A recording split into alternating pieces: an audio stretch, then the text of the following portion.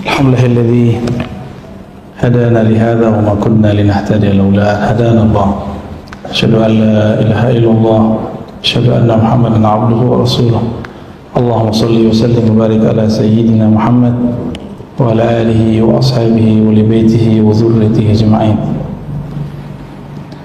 Baik Bapak Ibu jemaah subuh yang diberkahi Allah, kita masuk ke bab Ar-Raja ya. Ar-Raja dari kitab Hadaiqul Haqaiq, taman-taman dari hakikat. Sebelumnya Al-Khawf ya. Ar-Raja fil lughati al-amal ya. Sebelumnya mari kita baca surah Al-Fatihah. Semoga Allah memberkahi kita yang hadir, disampaikan keberkahan ini kepada siapa yang disurunkan Al-Fatihah kepadanya, Sayyidina Muhammad sallallahu alaihi wasallam, dan kepada zuriatnya, ulama-ulama pewarisnya dan pengarang.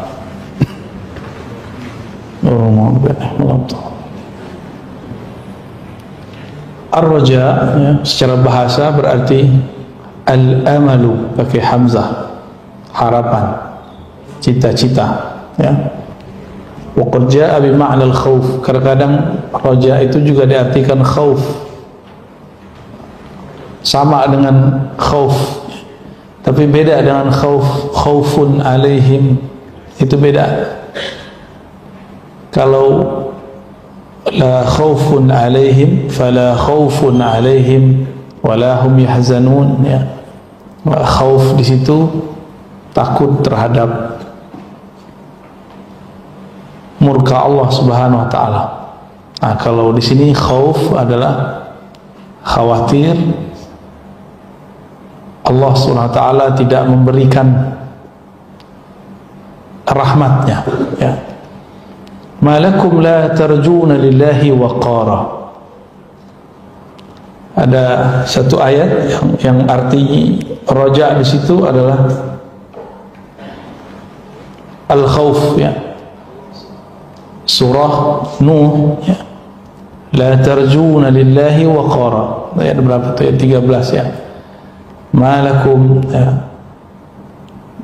Apa yang membuat kamu la tarjuna lillahi waqara, tidak mengharapkan Allah Subhanahu wa taala dengan penuh kerendahan hati. Nah, itu secara harfiah. Tapi juga berarti la tarjuna, kamu tidak takut kepada Allah dengan rendah hati ya. Ai malakum la takhafuna 'azamatallah. Kenapa kalian tidak takut kepada keagungan Allah Subhanahu wa taala? Lalu pengarang kitab ini mengatakan ar-raja'u inda ahli al-haqiqah. Raja menurut ahli haqiqah, menurut ulama ahli qalbu, ahli rohani, harapan itu menurut mereka itu bukan harapan sekedar berharap hidup senang, itu terlalu biasa. Berharap tidak sakit, itu terlalu biasa. Beliau mengatakan ar-raja inda ahli al-haqiqah ta'alluqul qalbi bihusuli mahbubin fil mustaqbal. Kalau diterjemahkan, kolbu atau inginnya kolbu untuk mendapatkan sesuatu yang disukainya di masa depan. Nah, apa saja itu? Istiqah bijudil karam, percaya kepada kebaikan Allah Subhanahu wa taala. Nabiullah Ibrahim pernah didatangi oleh penyembah api. Beliau ini biasanya siapapun yang datang itu dibuatkan makanan, disembelihkan kambing. Maka muncullah cocok logi orang sekarang, kenapa kalau ada orang datang terus kita buatin kebuli? Ya nggak nyampe ke sono ya. Tapi Nabi Ibrahim ketika ada tamu, beliau buatkan makanan paling enak. Giliran datang penyembah api, berhala, penyembah berhalanya api. Ibrahim, la tatbakh lahu. Kenapa engkau wahai Ibrahim tidak mau masak untuk orang itu? Cuma karena dia beda agama dengan kamu. Aku ut'imuhu sab'ina marrah fil yawmi ma'a kufri. Aku memberinya makan 70 kali setiap hari. Makanan apa aja ya, makanan fisiknya, jasadnya, pikirannya, satu sel di tubuhnya, itu lebih dari 70 kali setiap hari, sedangkan dia kufur kepadaku. Dia tidak kufur kepadamu. Ini teguran Allah kepada Nabi Ibrahim. Apalagi makna daripada ar-raja? Qurbul qalbi min lutfir Rabb. Rasa dekat kalbu kepada kelembutan Allah. Ini orang-orang yang jauh dari kelembutan ini akan susah kalau udah berbeda faham dengan orang. Ya, ini tersiksa nih orang-orang begini, dikasihan. Ya. Perbedaannya membuat dia tidak bisa nyaman hidup. Kasihan orang-orang seperti ini. Berarti di kalbunya kurang rajanya, mungkin khaufnya kebanyakan. Ya. Yang berikut makna daripada ar-raja adalah sururul fuadi bi husnil mi'ad, hayatul qalbi bil amali, an-nazru ila rahmatillahi, ila sa'ati rahmatillahi tabaraka ta'ala. Intinya ada di bagian akhir, memandang keluasan rahmat Allah subhanahu wa ta'ala. Maka orang-orang yang sempit cara berpikirnya akan sempit kalbunya, akan sempit juga dia dalam memandang luasnya rahmat Allah subhanahu wa ta'ala. Nah, raja ini nggak boleh ada kecuali ada khauf, ada rasa takut, takut dimurkai Allah. Raja ini harap kepada rahmat Allah. Saya sudah jelaskan di bulan yang lalu, al khauf bijalalih, ar-raja'u bijamalih. Khauf itu karena keperkasaan Allah subhanahu wa ta'ala, ketegasan Allah subhanahu wa ta'ala, maka muncul rasa takut, segan gitu. Kita segan sama orang yang sangat berkarismatik. Lain yang disebut raja. Raja ini saya mengartikan sikap bermanja seorang hamba kepada Allah yang luas rahmatnya. Maka khauf dan raja tidak boleh dipisah. La yatahaqqaq illa ma'al khauf. Rasa raja, rasa takut, rasa harap ini tidaklah sah kecuali ada rasa takut juga. Nah, kita ini kalau terlalu tinggi ke dalam diri, kadang-kadang kepada orang lain kita pakai khauf. Baru amalannya subuh berjamaah udah merasa suci aja, ya. Lalu nganggap orang yang belum sholat subuh bersama kita sebagai munafik. Di masa Rasulullah SAW, ketika Nabi mengatakan seberat-berat azqalus salah alal munafiqin al-isya'u wal fajr, seberat-berat salat bagi orang munafik itu isya dan fajar. Itu bukan untuk menilai tetangga atau untuk nilai teman. Lihat nih, tetangganya ada nggak nih? Apalagi tetangganya ustad. Wah, kayaknya ustad munafik nih. Ya, nggak ada subuh sama kita. Dia nggak tahu si ustad riyadhahnya panjang dan dia suara subuhnya bukan di sini. Main suuzan, ya, berburuk sangka. Baru amalannya sholat subuh udah ngerasa kayak suci aja. Baru pemahamannya ya sangat biasa lah, udah merasa paling benar. Ini hati-hati nih, ya. Kalau lagi semangat tuh kadang-kadang kita nyerang orang lain.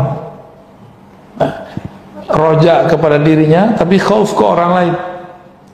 Nah, seharusnya itu ada pada diri kita semua. Oke, hari ini saya subuh, emang jamin nanti zuhur selamat, emang jamin nanti asar, jamin nanti maghrib, ya. Jadi khauf dan roja diterapkan langsung pada diri kita. Kalaupun hari ini pagi ini aku sanggup subuh, belum tentu esok hari bisa. Nah, rasa takut inilah kemudian membuat kita berharap semoga Allah mengizinkan. Maka bagi saya ar-raja ini, khauf dan raja itu membuat satu perasaan harap-harap cemas pada hambanya, sehingga membuat si hamba memohon doa istiqomah setiap saat kepada Allah Subhanahu wa ta'ala.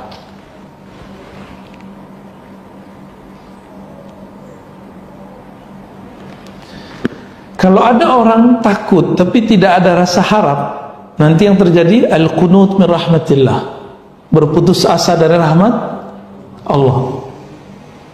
Sebaliknya, dia ada rasa harap kepada rahmat Allah, tapi takutnya kurang, maka orang ini terlalu percaya diri, ya, udah ngerasa wali Allah aja, ya, udah ngerasa kelompoknya benar. Kelompoknya mungkin benar, dianya nggak benar.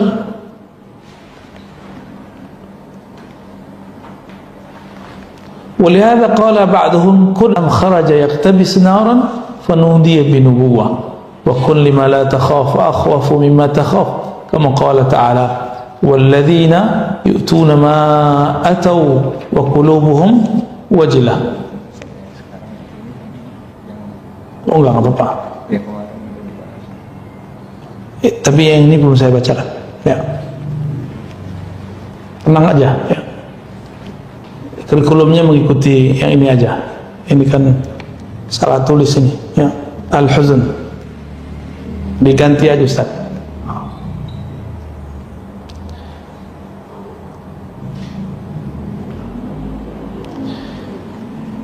Sayyidina Musa ketika beliau berjalan, beliau dikejar-kejar oleh Fir'aun. Nah, di saat itu beliau kemudian mendapatkan harapan. Tiba-tiba dia melihat ada dua perempuan ngambil air, tapi sepertinya kesusahan. Sayyidina Musa dapat wahyu dari Allah, bantu orang itu. Maka dia bantu. Ternyata itulah bantuan sedikit, itulah mulai harapan bagi Sayyidina Musa untuk membangun dakwahnya. Ini kan belum saya ceritain, ya, bulan lalu belum diceritain kan, ya, belum saya ceritain. Jadi nggak ngikutin yang ada, ya, nanti nyampe di sana insyaallah. Akhirnya Allah bukalah rahasianya, perempuan yang dibantu itu adalah anak seorang nabi, ya. Nabi siapa namanya? Nabi Syuaib, ya. Konon katanya Nabi Syuaib itu berbicara bahasa Arab dan bahasa Ibrani, ya. Nabi Syuaib secara bahasa Arab itu tasghir dari sya'bun, cabang kecil, ya.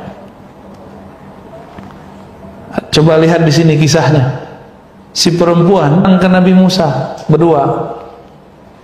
Nah, ini sejarah pertama kali yang saya temukan perempuan melamar dengan bahasa halus. Bapakku manggil kamu, gitu. Itu cara perempuan ngelamar tuh, Pak. Kalau ente belum paham, cuma.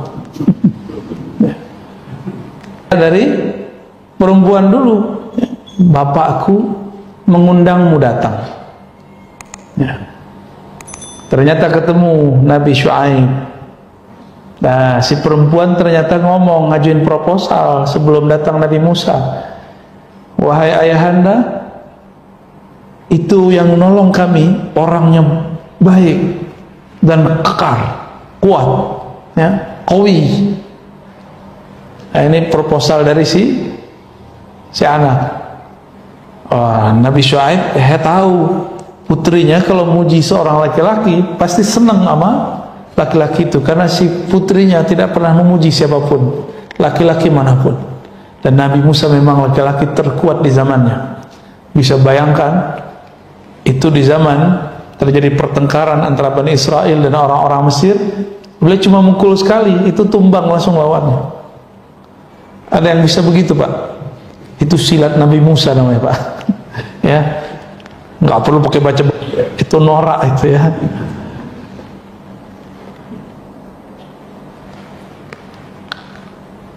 Dan di situ ada mahar. Maharnya apa?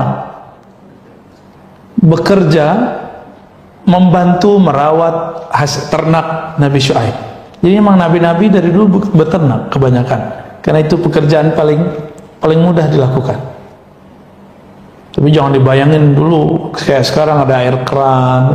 Dulu orang ngambil air itu ke sumur. Sumur itu bukan kayak sumur bor. Sumur itu bayangkan kita tinggal di sini, ada agak telaga di bawah. Nah, telaga itu disebut sumur. Semua orang ngambil tuh. Dulu yang ngambil biasanya perempuan. Sampai ke zaman Sayyidina Ali, Sayyidah Fatimah, beliau pun masih begitu. Sayyidah Fatimah, penghulu wanita-wanita di surga, tangannya sudah kapalan karena bawa air untuk Sayyidina Ali. Ya.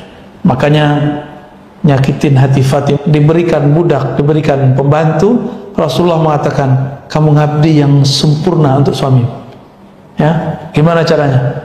Bacalah Subhanallah, Alhamdulillah, La ilaha illallah, Allahu Akbar, atau Subhanallah, Alhamdulillah, Allahu Akbar sebelum tidur.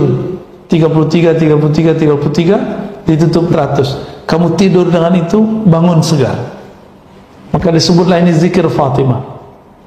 Nabi ngajarin Fatimah. Tapi Sayyidina Ali mengatakan, aku tidak pernah meninggalkan zikir ini sebelum tidur, kecuali waktu perang Siffin, agak telat, sebelum tidurnya agak kemalaman. Ini siapa? Sayyidina Ali. Nah, bagi yang berzikir pada Isya 33, ini termasuk sudah dapat, karena sudah habis Isya menjelang tidur. Dan lebih afdal jika sebelum tidur dibaca lagi, ya, ditiup. Nah, ini nggak disebutkan di hadisnya, ditiup tangannya. Tuh kepalanya sakit pak, mikirin dunia, tiup kepalanya, ya. Pegang, ya Allah, rahmati kepalaku, ya. Berikan kekuatan, kesegaran ke dalam badanku, ke dalam jiwaku, ke dalam ruhaniku. Insya Allah Allah berikan kekuatan. Ini zikir Fatimah, ya. Zikir Fatimah. Ini bukan zikir Syiah, ya. Kita mencintai Fatimah, kita mencintai Sayyidina Ali, Sayyidatuna Fatimah, Sayyiduna Hasan, Sayyiduna Al-Husain. Dari situlah kemudian Nabi Musa yang tadinya sangat sakti itu pun ternyata mesti mulai dari basic. Dia menjadi seorang suami yang harus bayar mahar. Ini bayar maharnya kredit. Ini dalil boleh bayar mahar kredit. Ada yang mau nikah lagi pak, ya, belum punya mahar nih, kata mertuanya, ya udah kamu kerja kepada saya 7 tahun atau 10 tahun jika engkau mau menyempurnakan. Kata Nabi Musa, siap. Ya, gimana Jom? Ente mau? Tuh banyak tuh depan tuh. Ketika kita mendengarkan kalam begitu, maka ulama kita mengistidbat, memberikan dasar hukum bahwa boleh bermahar secara tidak langsung, tidak tunai. Ya, biasanya bapak kalau nikahin anak atau menikah gimana? Dengan mahar sekian tunai, gitu ya. Kalau ini bacanya keren. Tahu Nabi Musa sabarnya bukan main tuh, mau. Karena ia dididik seperti itu. Nabi Musa kan tadinya tinggal di istana. Dari kecilnya.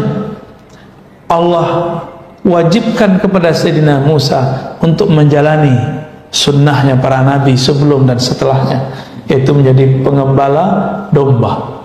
Ya, sudah sabar. Ngurus domba itu sulit. Dia harus ada kesabaran. Beda dengan ngurus kambing di kita yang cuma sedikit. Ya, itu perlu ada kesabaran yang luar biasa, teliti. Nabi Musa dididik oleh Allah dengan cara seperti itu.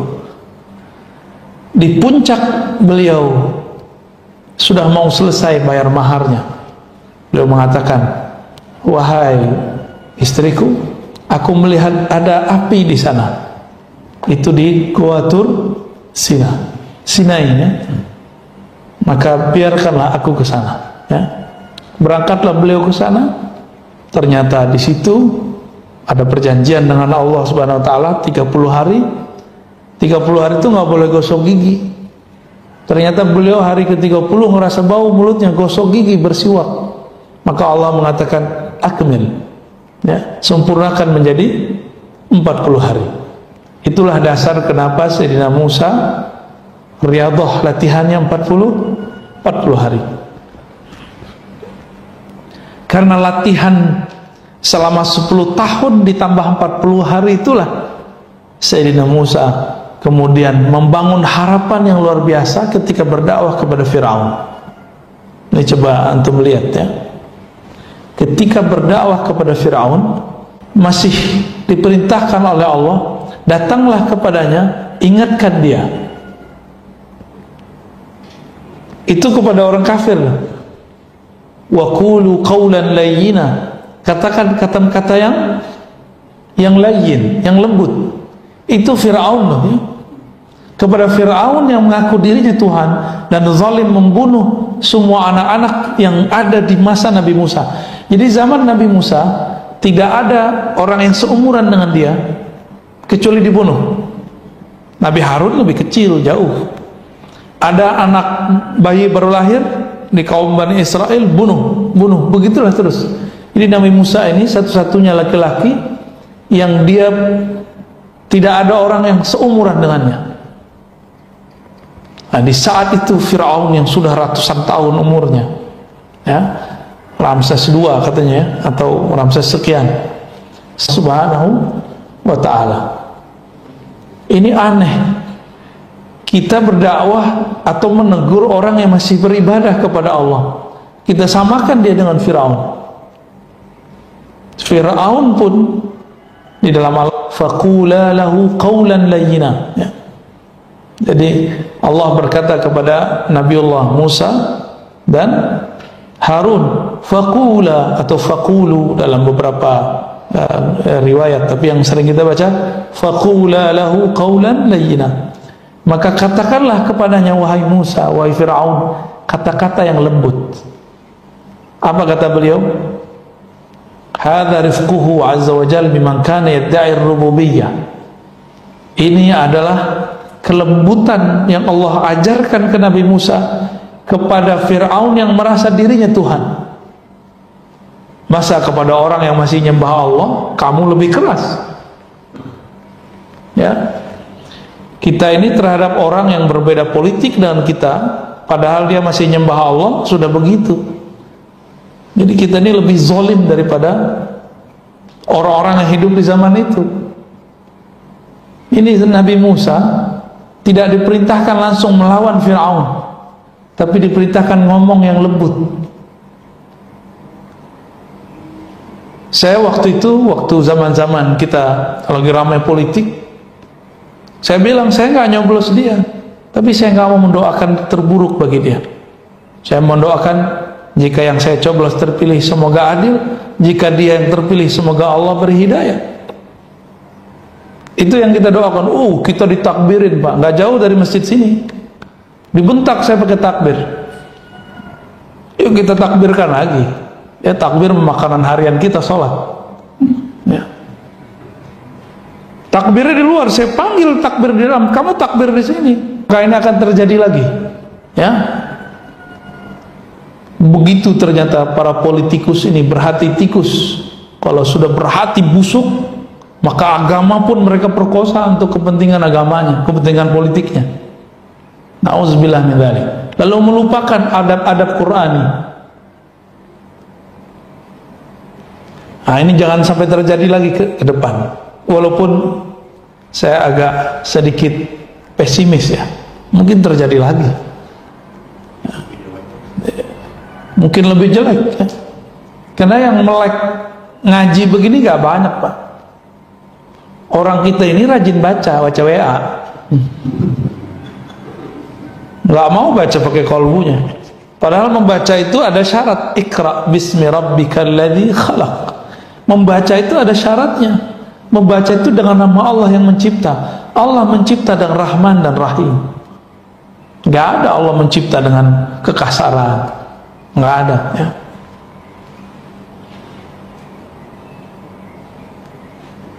Maka saya berharap teman-teman yang sebelumnya ya di zaman hiruk pikuk politik sebelumnya pernah terjebak pada kebencian politik yang kemudian dibawa agama, ayo malu kepada Nabi Musa ya. Jangan-jangan negeri ini rusak Karena terlalu banyak orang suudzon kepada dirinya, kepada yang memimpinnya, kepada aparat-aparatnya, kepada orang-orang sekitar dia. Bukankah ada hadis, ini diungkil juga di sini ternyata, aku berdasarkan persangkaan hambaku. Jika si hamba berburuk sangka kepadaku di negerinya sendiri, siap-siap ya, ini akan terjadi sampai ke depan. Maka saya khawatir negeri ini rusak karena kita terlalu banyak suudzon kepada Allah Subhanahu wa ta'ala. Coba mulai husnuzon, mulai husnuzon. Kalau sudah selesai bab kampanye, ya selesai, jangan dibawa penyakitnya sampai ke sekarang. Tapi alhamdulillah negeri kita sudah lebih baik daripada bahkan negeri-negeri maju pun yang mereka jualan demokrasi, ya. Alhamdulillah jauh lebih baik lah, ya. Alhamdulillah, meskipun kayaknya masih ada gores-goresan di hatinya, ya.